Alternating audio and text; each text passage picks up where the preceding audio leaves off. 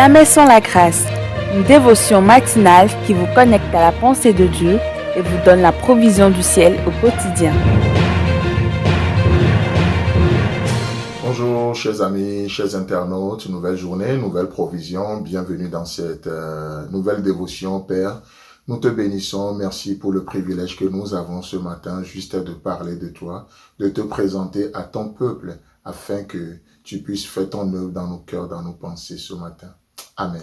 Alors, chers amis, chers internautes, nous tenons de tout cœur aussi à vous remercier pour tous vos soutiens. Nous avions eu dans les jours passés quelques soucis techniques, mais gloire à Dieu, merci pour vos prières, merci pour l'esprit d'équipe.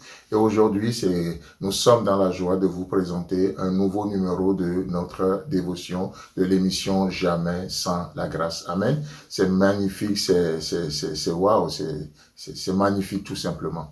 Et vous savez, il y a quelques jours, nous avions célébré dans le monde évangélique, dans le monde chrétien, un grand événement, le ciel qui a visité la terre au travers du don de l'Esprit Saint. Vous savez, Dieu qui nous a donné son Esprit. Et vous savez que même dans le monde séculier, lorsqu'un donateur fait un don, il le fait pour un objectif, n'est-ce pas? Il le donne pour un objectif. Et lorsque le don n'est pas utilisé pour atteindre les objectifs qui lui ont été assignés, on parle de détournement.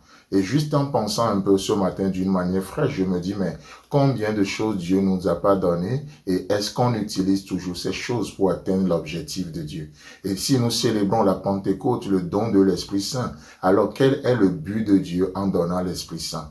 La Bible dit que nous avons reçu le Saint-Esprit si vous êtes nés de nouveau. Mais quel est le but de Dieu lorsqu'il nous donne le Saint-Esprit? Alors je vous propose ce matin de lire avec moi dans Jean chapitre 1, le verset 13 où il est écrit: « Lesquels sont nés non du sang, ni de la volonté de la chair, ni de la volonté de l'homme, mais de Dieu. » Alléluia. Un beau passage, n'est-ce pas?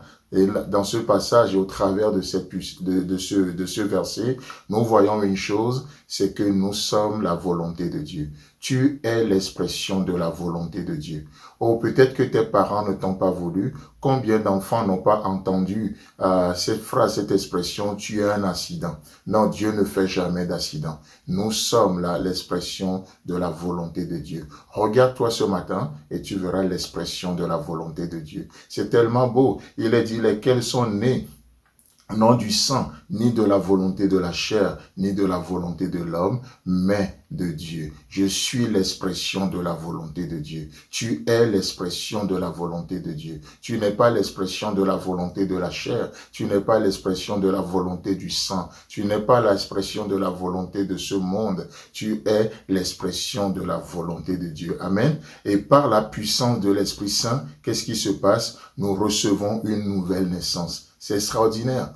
D'accord? Par la puissance de cet Esprit Saint que Dieu nous donne, nous recevons une nouvelle naissance. Nous devenons une nouvelle créature. Les choses anciennes sont passées et toutes les choses sont devenues nouvelles. Écoutez bien ça. Avec le Saint-Esprit, vous ne vous améliorez pas. Vous devenez nouveau.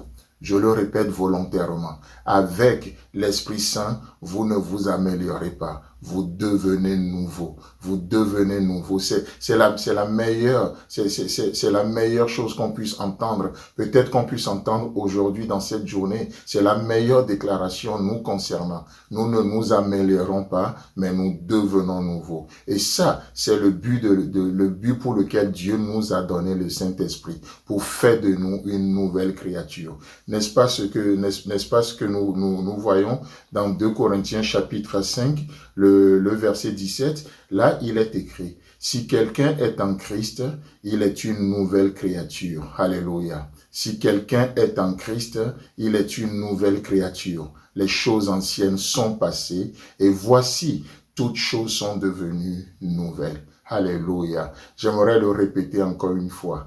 Avec le Saint-Esprit, vous ne vous améliorez pas. Vous n'avez pas besoin de chercher la meilleure version de vous-même aujourd'hui. Avec et par la puissance du Saint-Esprit, vous devenez nouveau, une nouvelle créature. Et c'est ce que la Bible nous dit ici. Voici, toutes choses sont devenues nouvelles. La Bible n'a pas dit toutes choses sont devenues meilleures. La Bible n'a pas dit toutes choses sont devenues mieux. Non, toutes choses sont devenues nouvelles. Et par la grâce de Dieu, Dieu voulant demain, nous allons nous pencher sur ce mot nouvelle. Qu'est-ce que ça veut dire? Pas selon la rousse, mais selon l'Esprit Saint, selon le cœur de Dieu, selon l'auteur de la Bible qui nous parle ici, c'est-à-dire le Saint-Esprit. Père, je prie ce matin pour celui qui m'écoute. Peut-être qu'il pense qu'il est toujours ancien, alors que tu lui as donné ton Esprit Saint pour un but. Le but, c'est qu'il devient nouveau. Et je déclare ce matin que si tu as le Saint-Esprit, alors tu es une nouvelle créature et que Dieu te bénisse.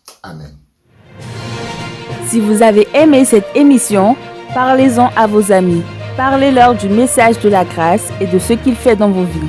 Pour un sujet de prière, une question ou pour devenir partenaire, contactez-nous au 00229 94 75 80 20. Que Dieu vous bénisse et à la prochaine. En attendant, pensez avec Dieu.